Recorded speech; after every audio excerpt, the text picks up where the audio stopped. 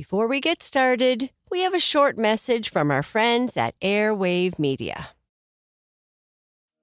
Hey there, I'm Tyler, the host of Wake Me Up, the only guided morning routine podcast.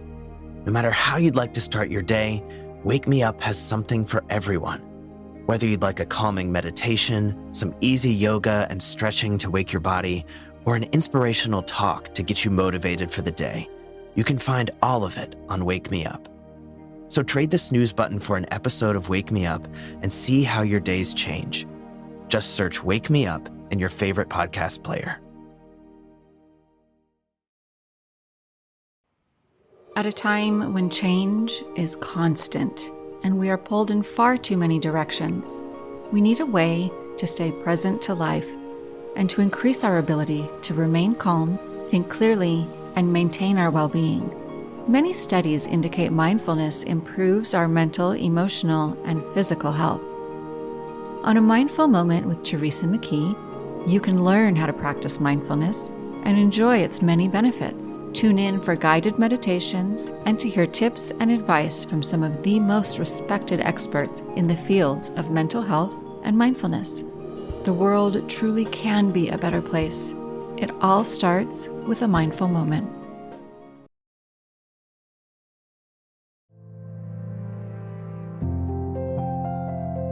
Hello, I'm Sheryl, and this is Sleep Tight, Relax, a calming bedtime podcast for the young and young at heart.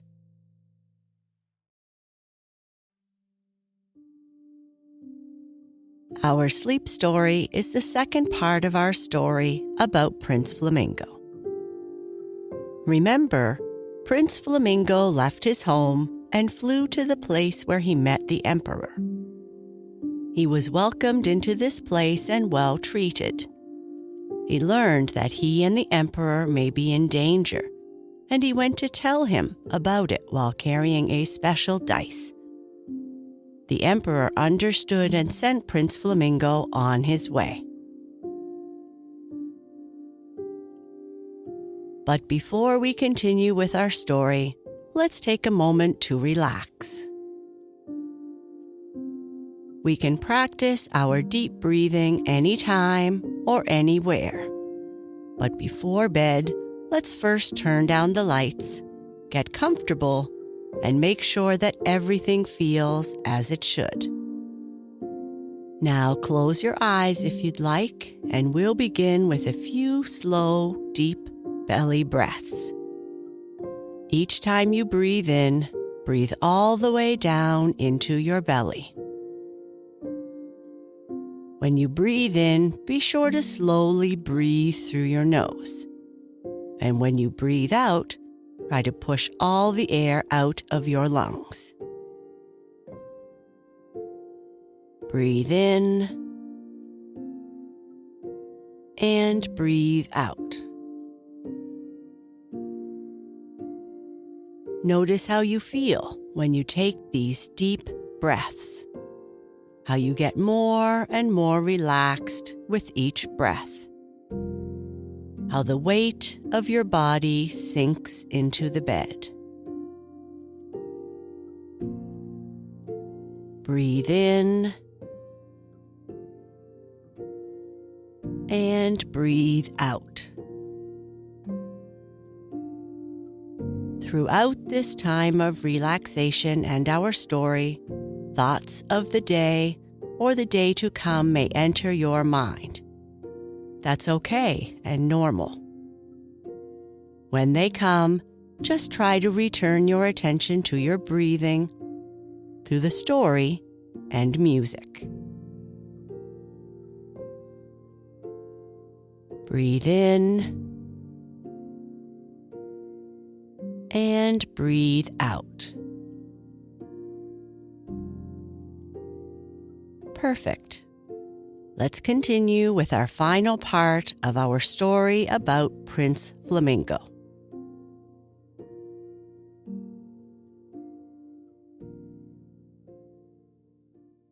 Prince Flamingo's triumphant return. In the gorgeous court of the emperor, where White Wing had come into such great good fortune, the only person whom everyone feared was the splendid ruler himself. For rulers have been notable in history for their fickle ways and shifting affections, and this emperor was no exception to the rule. First, it was one favorite who fell into disfavor, and then another, and even the priests and the counselors, who were the closest to him, who were not safe.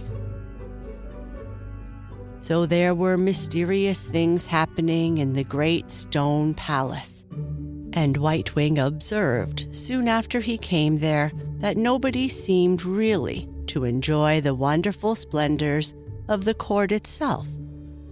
But, on the contrary, they seemed always anxious to be in the parks or the city, or even out on the lonely plains around it, rather than in the vast rooms of stone and silver. Nevertheless, White Wing had nothing to fear from the loyal and bossy ruler, for the bird was truly his most treasured possession. And if he were in a bad mood, the emperor would often take himself to White Wing's splendid garden, and there he would play with the bird, asking him many questions, and seeming always content to find his answer in the flamingo's wise looks or a chance nod of the creature's head. There were the troops of lovely children, too, whose quarters were a whole part of the palace itself. And these were a delight to White Wing, for they were gentle with him and fed him all sorts of treats from their little hands. Among these was a lovely little girl who grew to be a favorite of the emperor's and was deeply attached to White Wing. One day, to the emperor's great distress, he saw traces of tears on the child's face as she came hurrying across the enclosed garden to the sunken pool, where White Wing was looking down into the water at the goldfish. There happened to be no one in the great courtyard at that moment but the child and the stately bird. She looked around first to be sure that what she was about to say would not be overheard. "Oh, Prince of the Dawn, dear Prince," she began, "do you know what has happened? I have run away from the others just to tell you. It's the saddest thing in the world. The emperor is sending all the children away to the farthermost corner of the land to keep them safe. And only the soldiers and the priests are to live here now. There is only 1 hour left, for down below the great walls, there are thousands of bearers and mules laden with everything, and a whole army of escorts. Maybe we shall never come back." Then she threw herself at White Wing's feet and clutched the flowers on the border of the fountain as she cried. But this was only the beginning of the troubles in the great palace. White Wing saw many things that could not be explained. The emperor feared for what would happen to himself. The kingdom was being attacked by an army of men from the other side of the world. Such conquerors they were as even the emperor himself had never dreamed of. But now excited workers came rushing in and took the child away. She scarcely had time to say farewell, and poor White Wing heard her sobs as she was carried through the courtyards and arched corridors. Yes, his palace was being deserted, and he could walk through empty rooms and suddenly stilled hallways without meeting a soul. everybody was in the lower courtyard watching the departure of the household. But just as White Wing, sad and filled with wonder, came to a little doorway in a corner of the great upper hall, he heard voices. They were the Emperor's counselors, he knew. But why should they be there now when everybody else was so busy elsewhere, he wondered. They were not talking as usual, but whispering, and a great curtain had been drawn across the doorway. White Wing knew that the room was lit by a window that opened to a tiny courtyard of its own. To reach this courtyard without passing through the room was impossible to anyone but a bird, such as White Wing. He could mount the walls by a short flight from the garden and descend within the secret yard. This he did, for he was determined to learn what the priests and counselors were up to.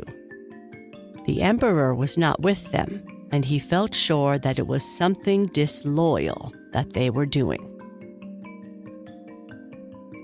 He was just in time as he settled down on the ledge outside the great window. First, he looked to make sure that his shadow was not visible across the pavement. He was assured of his safety, and he knew that his arrival there had not been betrayed by so much as a ruffle of his beautiful wings. The voices were deciding the fate of the Emperor and White Wing too.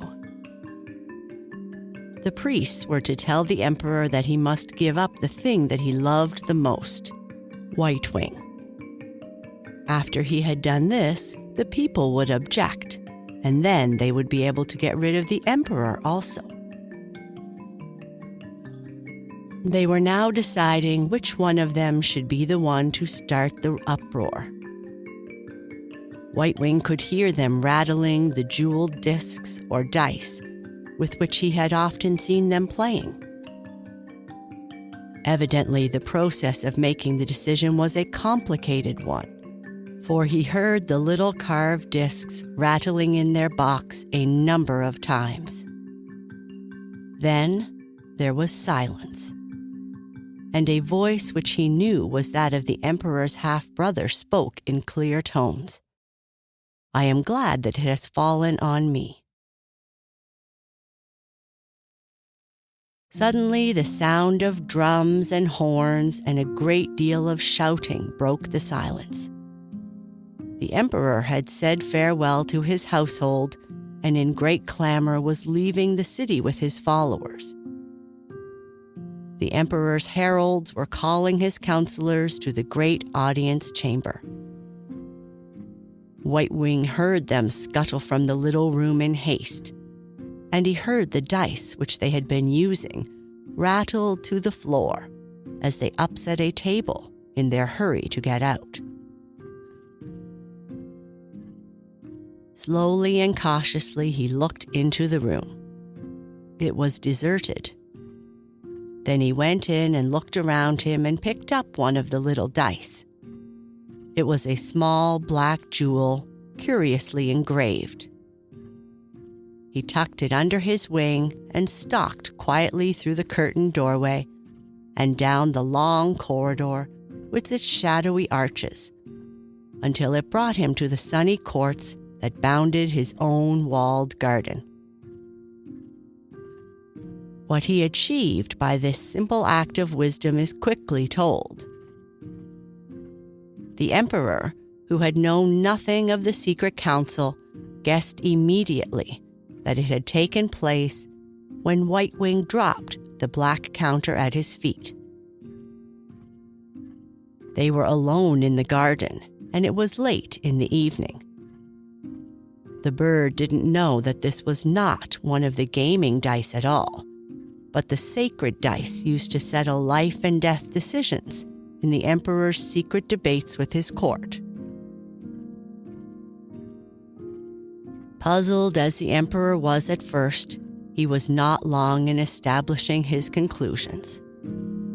he had just been told by the priests that he must get rid of the white flamingo, and his half-brother had been alarmingly affectionate, having even hugged his shoulder as he thanked the great ruler for having him placed at the head of certain troops, which were of the greatest importance in the forthcoming battles.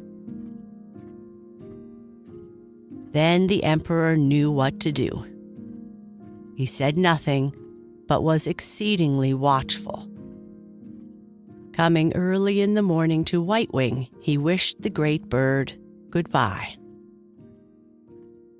"You must fly over to your own people, dear bird," he said.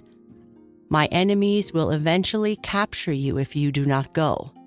And perhaps, when these great invaders have taken my city, I shall also be sent away.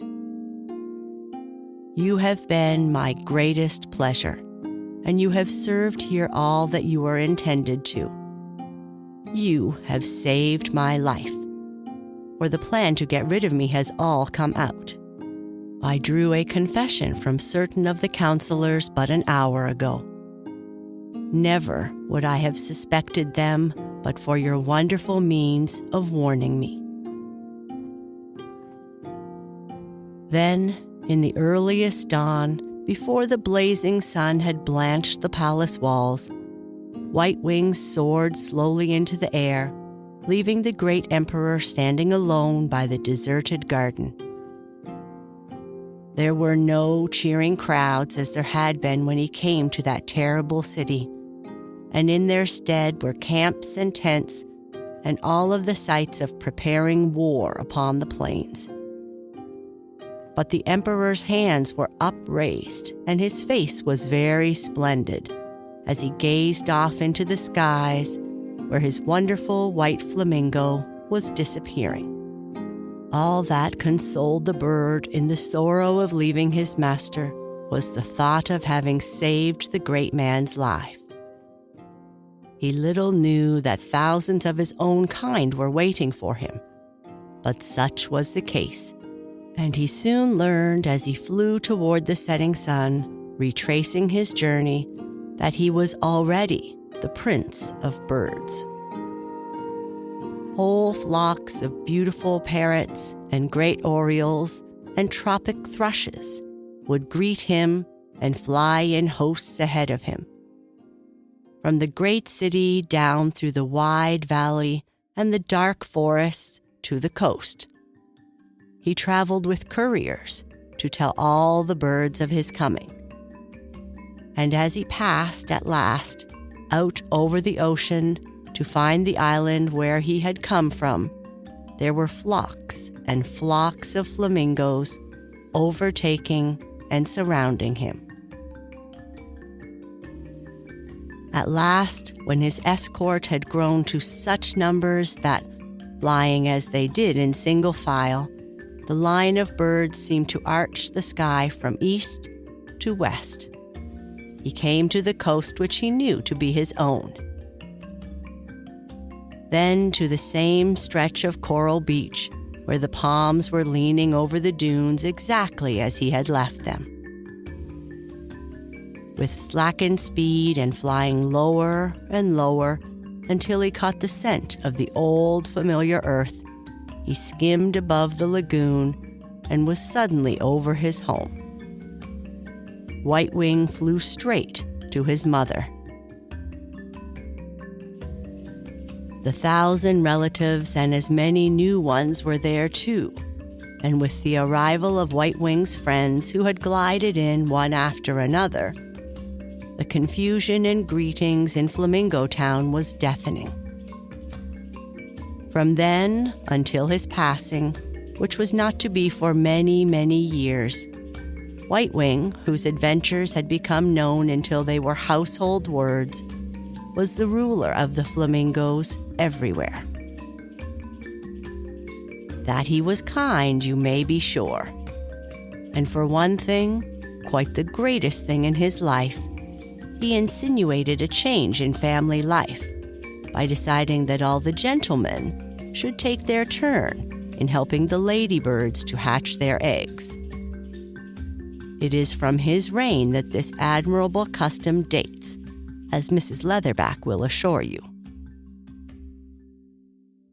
As for that generous lady, she has lived these hundreds of years a member, as she is pleased to think, of the greatest court in Europe. She soon came round on her journeys to White Wings Island, and there she visited him for a long time, so they could recount their adventures, and he has never ceased to love her for the cheer she gave him that first night of his lonely journey. For her part, she is only too proud of her Prince Flamingo, as she calls him, thereby disputing honors with the gentle mother bird, who has always been too happy to talk much about her little white wing. So all the above is just as the heron tells it, and he is the one who knows Mrs. Leatherback the best, and he has heard it from her many, many times.